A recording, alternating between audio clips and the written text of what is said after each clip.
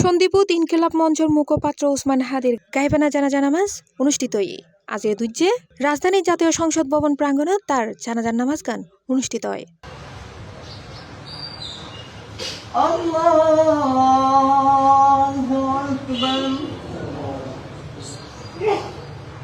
একই সময়ে সন্দীপুত গাইবানা জানাজা আদায়ের উদ্যোগ লইলে বিপুল সংখ্যক মুসল্লি সন্দীপ উপজেলা পরিষদ মাঠত জড় হয়।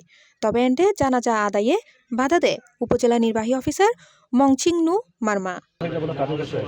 একটু আগে আসছেন কিন্তু তারা সবাই ফর্মুতে আসছে, তাই সাহেব বলছে যে আপনি কিন্তু আমাকে অনুমতি দেন নাই, তাদের অনুমতি দিচ্ছেন, আপনি কিন্তু মানে কি এক পাখি হয়ে গেছে, আমাকে দোষণা করে গেছে। বলেন এখন আপনারা বলে দিব আমি হয়ে যাচ্ছে না, বিকল্প হয়ে যাচ্ছে না, যে তাদেরকে সুযোগ দিয়ে নেয়। সুতরাং আমি যদি একটাকে সুযোগ দিই, এখন আমি নিজে কিন্তু বিকল্প হয়ে যাবো। বুঝতে পারছেন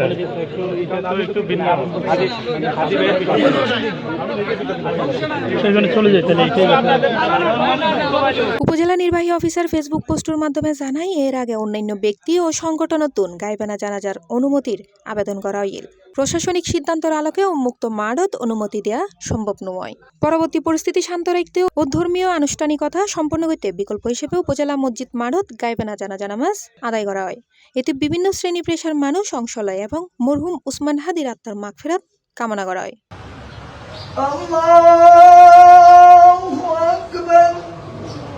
ঘটনাগান লয়ে স্থানীয়দের মধ্যে নানা প্রতিক্রিয়া দেখা গিয়ে একদিকে প্রশাসনিক বিধিনিষেধ, অন্যদিকে জনসাধারণ ধর্মীয় অনুভূতি, এ দুই সমন্বয় লয়ে এলাকাত চলের আলোচনা।